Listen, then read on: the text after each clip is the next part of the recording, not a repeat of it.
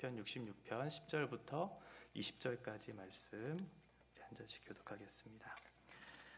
하나님이여 주께서 우리를 시험하시되 우리를 단련하시기를 은을 단련함같이 하셨으며 우리를 끌어 그물에 걸리게 하시며 어려운 짐을 우리 허리에 메어 두셨으며 사람들이 우리 머리를 타고 가게 하셨나이다. 우리가 불과 물을 통과하였더니 주께서 우리를 끌어내사 풍부한 곳에 들이셨나이다. 내가 번제물을 가지고 주의 집에 들어가서 나의 서원을 주께 갚으리니 이는 내 입술이 낸 것이요 내 환난 때에 내 입이 말한 것이니이다. 내가 순양의 향기와 함께 살진 것으로 주께 번제를 드리며 수소와 염소를 드리리이다. 셀라. 하나님을 두려워하는 너희들아 다 와서 들으라. 하나님이 나의 영혼을 위하여 행하신 일을 내가 선포하리로다. 내가 나의 입으로 그에게 부르짖으며 나의 혀로 높이 찬송하였도다. 내가 나의 마음에 죄악을 품었더라면 주께서 듣지 아니하시리라. 그러나 하나님이 실로 들으셨으며 내 기도 소리에 귀를 기울이셨도다. 같이 읽겠습니다. 하나님을 찬송하리로다. 그가 내 기도를 물리치지 아니하시고 그의 인자하심을 내게서 거두지도 아니하셨도다. 아멘. 시편 66편은 1절부터 12절까지 공동체적인 찬양을 하고 있어요. 그래서 창조하신 하나님과 또 우리를 구원하신 하나님, 그리고 구원하실 뿐만 아니라 우리의 삶을 계속해서 인도하시는 그런 하나님에 대한 그런 찬양을 하고 있어요. 그래서 그 12절까지 핵심적인 단어 중에 하나가 보아라라고 하는 거예요.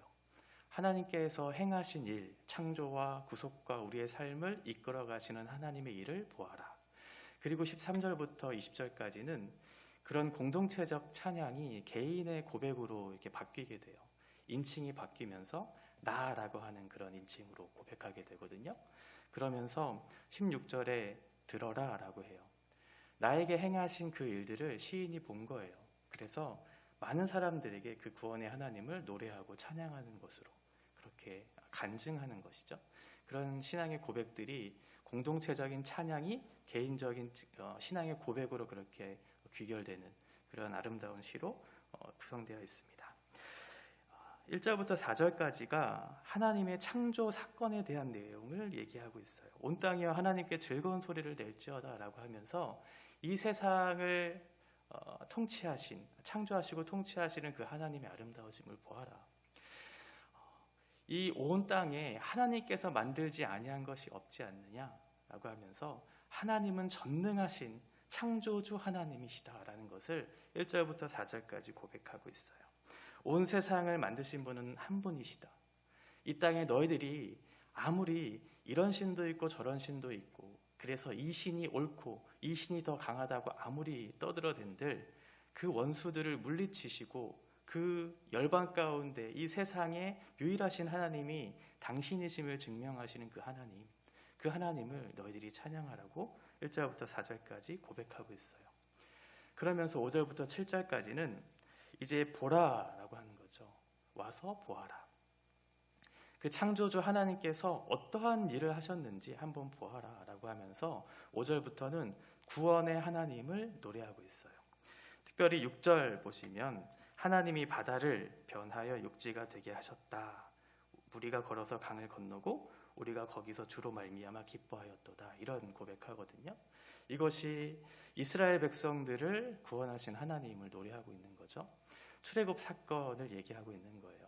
홍해를 가르신 하나님, 그리고 요단을 건너게 하신 하나님께서 당신의 백성들을 구원하시는 것, 그것들을 보게 하신 거죠. 이스라엘과 언약을 맺으신 하나님, 창조하실 뿐만 아니라 당신의 백성들을 구원하시는 그 능력의 하나님을 보아라. 그것들을 보면서 너희들이 찬양하여라 라고 말씀하고 있는 거예요. 그러면서 8절부터는 그 구원을 하실 뿐만 아니라 그 구원을 이루어가 주시는 하나님에 대한 얘기를 하고 계시는 거죠. 단순히 구원만 하고 끝내는 것이 아니에요. 우리의 삶의 여정들을 인도하시고 그것들 가운데 동행하시는 하나님이 어떠하신 분인지를 가르쳐 주시죠. 그래서 만민들아 우리 하나님을 송축하라 라고 하면서 9절에 보시면 우리 영혼을 살려두셨다라고 하는 표현이 나와요. 우리의 영혼을 구원하신 하나님에 대한 얘기를 하고 있는 거죠. 그러면서 9절 뒤에 보면 우리의 실족함을 허락하지 아니하시는 주님이시다라는 것을 얘기해요. 우리의 인생 속에 구원받은 우리 신자들도 여전히 삶의 어려움들이 있죠. 시련도 있고요, 고난도 있고 아픔도 있어요. 그런데 하나님께서는 9절에 구원으로 끝내시지 않고 너희의 영혼을 실족하지 않게 하실 것이라고 약속해 주고 계세요. 출애굽한 백성들, 때로는 이 사람들이 광야를 거치면서 아픔도 겪었을 것이고 하나님에 대한 원망들, 하나님에 대한 불신들을 겪으면서 하나님이 정말 살아계신가라고 하는 인생의 여정들을 걸어갔을 거예요. 출애굽, 구원하신 하나님, 그 하나님은 정말 우리와 함께 하시는 분이신가라고 하는 그런 어떤 의심들 속에서도 하나님은 그 시련을 거치게 하시면서 너희들의 영혼을 실족하지 않도록 우리를 인도하시는 하나님이심을 나타내주고 있어요. 그래서 10절에 하나님이여 주께서 우리를 시험하시되, 우리의 인생 속에 여러 가지 환난과 어려움을 두시지만 그 시험의 목적이 10절 후반부에 보면 우리를 단련하시기 위함이다라는 것을 얘기해주고 있어요. 우리의 단련, 너희를 점금과 같이 은과 같이 아름답게 빚어서 너의 구원의 하나님을 노래할 수 있도록 내가 너희를 인도하고 가르치실 것이다 라고 하는 것을 말씀해주고 있어요. 11절은 아마도 애굽에서의 여러 가지 어려운 상황들, 어떤 노예로서 또는 그 애굽을 탈출하는 과정 속에서도 쉽지 않았잖아요. 그 애굽을 탈출하기 직전까지 바로의 군대가 그들을 이렇게 뒤쫓아오면서 과연 이것이 이루어질까라고 하는 그런 무서운 어떤 의심들, 그런 두려움들을 느끼면서도 하나님께서 이 구원을 이루실 것에 대한 어떤 확신들을 다시 한번 새내어 주시는 그런 하나님의 일하심을 보게 된 것이죠. 그런 모든 시련들을 너희들이 겪을 것인데 너희의 아픔들, 시련들, 환난들 그 속에서 당황하지 않아도 된다. 왜냐하면 그 모든 것이 하나님 안에서 이루어지고 있는 일이기 때문에 그렇다는 것을 너희들에게 가르쳐 주겠다라고 하는 것이에요. 하나님 밖에서 이루어지는 시련이 아니에요. 하나님께서는 구원하시는 백성들을 시험하시는 것이에요.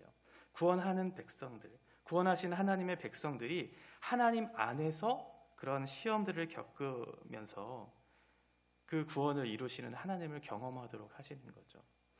우리는 구원을 받았어요. 그래서 이미 하나님의 백성이 되었어요. 하나님의 나라라고 하는 곳에 속해 있는 사람들이 바로 그리스도인들이죠.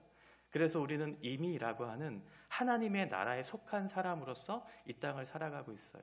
그런데 우리는 이 시간이라고 하는 공간이라고 하는 제약 속에서 아직 오지 않은 하나님의 나라를 기다리면서 살고 있는 사람들이에요.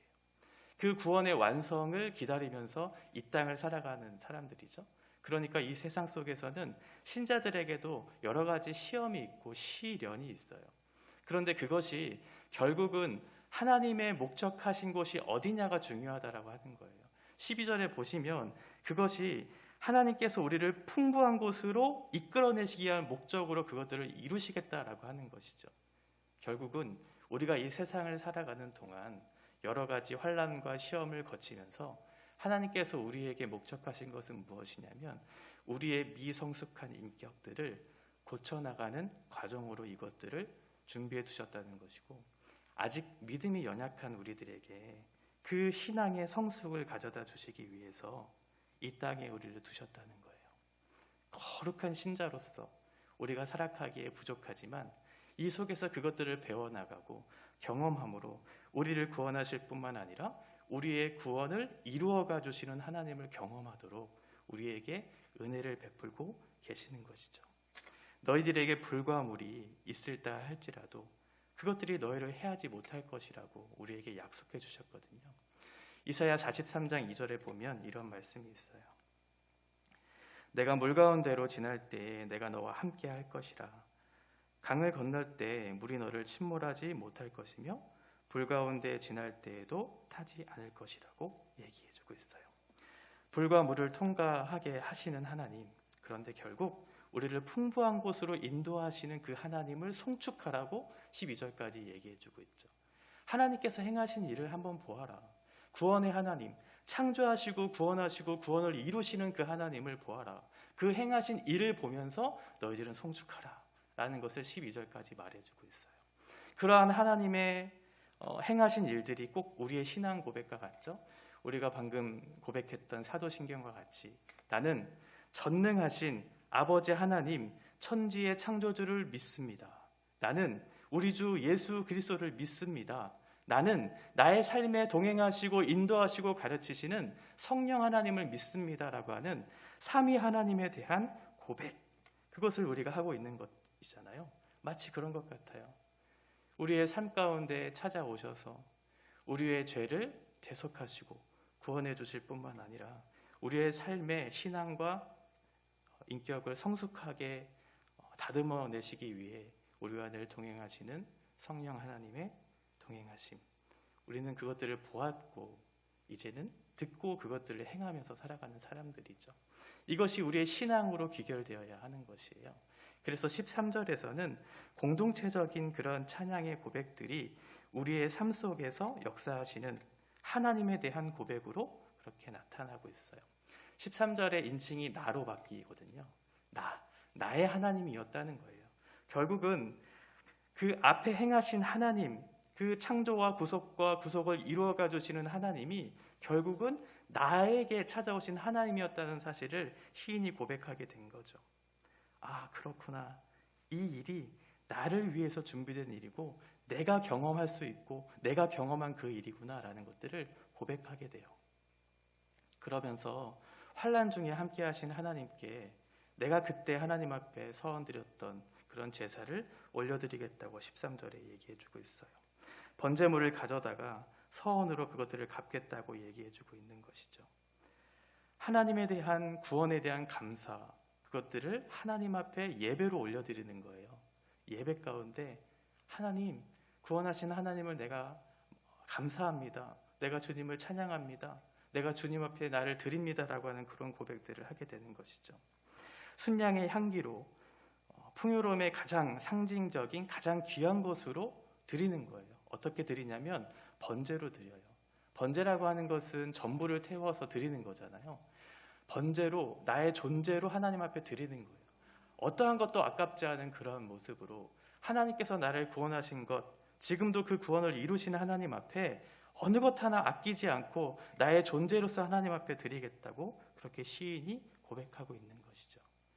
우리의 삶을 하나님 앞에 드리는 것을 하나님이 가장 기뻐하시고 우리의 존재를 드리는 것이 바로 예배의 핵심적인 내용이에요. 어떤 예물을 드림으로 잘 갖춰진 성전으로 하나님 앞에 나아가는 것이 아니라 나를 구원하신 하나님 앞에 감사와 찬양으로 나의 거룩한 모습으로서 하나님 앞에 드리는 예배, 그것을 가장 기뻐하시죠. 이제 시인은 16절에 얘기하고 있는 것처럼 그 행하신 일들, 하나님께서 행하신 일들, 나에게 행하신 일들을 이제 많은 사람들에게 선포하고 있어요. 16절에 보시면 하나님을 두려워하는 너희들아 다 와서 들으라 라고 얘기하죠. 첫 번째는 보아라 라고 했거든요. 하나님께서 행하신 일들을 보아라. 그런데 그것이 나에게 행하신 일이었다는 사실을 알게 되면서 시인은 들으라 라고 얘기해요. 하나님이 나의 영혼을 위하여 행하신 일을 내가 선포하리로다. 아, 그렇구나. 그 모든 것들이 나의 영혼을 위한 것이었구나. 나의 구원을 위한 것이었구나. 나의 구원을 이루어 가시는 하나님께서 이 일들을 예비해 두시고 나에게 주신 것이구나 라는 것들을 알고 고백하는 거죠. 그래서 16절부터는 간증하게 돼요. 나에게 찾아오신 하나님, 그것들을 행하신 하나님을 찬양하게 되고 간증하게 돼요. 나의 혀로서 찬송하는 거죠. 공동체적인 찬양에서 나의 입술로 나의 신앙의 고백으로 찬양을 하게 돼요. 그 찬양의 고백은 거짓이 없는 진실한 것으로 하나님 앞에 나아가요. 18절에 보시면 내가 나의 마음의 죄악을 품었더라면 주께서 듣지 아니하실 것이라고 얘기하고 있잖아요. 내가 나의 마음의 죄악을 품었더라면 이라고 하는 것은, 품었다라고 하는 것은 원문에 보았다라고 하는 것이거든요. 내가 만약 죄를 보면서, 죄악을 보면서 하나님 앞에 나아갔다면 주께서는 그 기도를 듣지 않았을 텐데, 그 기도를 들을 수 있는 근거가 무엇이었냐면 20절에 얘기하고 있는 것처럼 하나님을 찬송하리로다. 그가 내 기도를 물리치고 치지 아니하시고 그의 인자하심을 내게서 거두지도 아니하셨도다 라고 얘기해요. 하나님이 이 기도를 들으실 수 있는 근거는 무엇이냐면 그 시인이 죄를 바라보지 않았고 하나님의 인자하심을 보았기 때문에 그래요. 하나님이 우리를 향하신 헤세드를 기억했고 보았어요. 그래서 그것들을 의지하고 주님 앞에 나아갔더니 하나님이 그 기도를 들으셨다는 거예요. 우리가 바라봐야 하는 것은 하나님이시죠. 하나님께서 행하신 일들을 보고 그것들을 들은 것들을 고백하는 것으로 나아갔을 때 하나님께서는 이 기도를 들으시고 우리의 예배를 받으실 거예요. 66편은 우리가 믿는 하나님, 그분이 어떠한 분인가? 그분은 창조주 하나님이시고 구원의 하나님이시고 그 속에 우리의 삶을 인도하시는 하나님이시다라는 것들을 가르쳐 주세요. 때로 우리에게 시련을 가져다 주는 그런 삶 속에서도 우리의 신앙과 우리의 인격의 성숙을 위해서 그것들을 인도하시는 하나님께서 우리의 아름다운 모습으로 변화시키를 원하시는 하나님께서 우리와 함께 하시는 그런 하나님이시구나라는 것들을 가르쳐줘요. 그러면 그런 하나님을 경험했다면 어떻게 해야 될까요? 그런 하나님, 내가 경험한 그 하나님을 나의 마음속에만 간직해두는 것이 아니라 이제는 나의 입술로 노래하고 그것들을 증언하고 우리의 삶 속에 그것들을 담아내서 드러내는 찬송하는 것으로 나타나야 된다라는 것을 말씀해주고 있는 것이죠.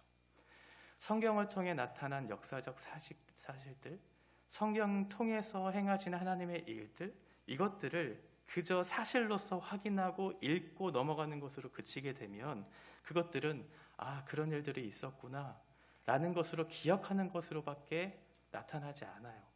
그렇게 되면 이 말씀을 그저 지식적으로 아는 것으로 끝나게 돼요. 결국 그것을 나의 삶에 담아내지 못하고 나의 삶 속에서 경험하지 못하게 되면 지금 시인이 13절부터 고백하고 있는 그런 고백을 할 수 없는 거죠. 나의 삶 속에 그것들을 담아내고 경험한 하나님을 이제는 나의 입술로 고백하고 찬양할 수 있는 것, 그것이 하나님께서 주시는 우리를 향하신 목적이에요. 문자 안에, 역사 안에 묶여 계시는 하나님이 아니시거든요. 하나님은 살아계신 하나님이시거든요.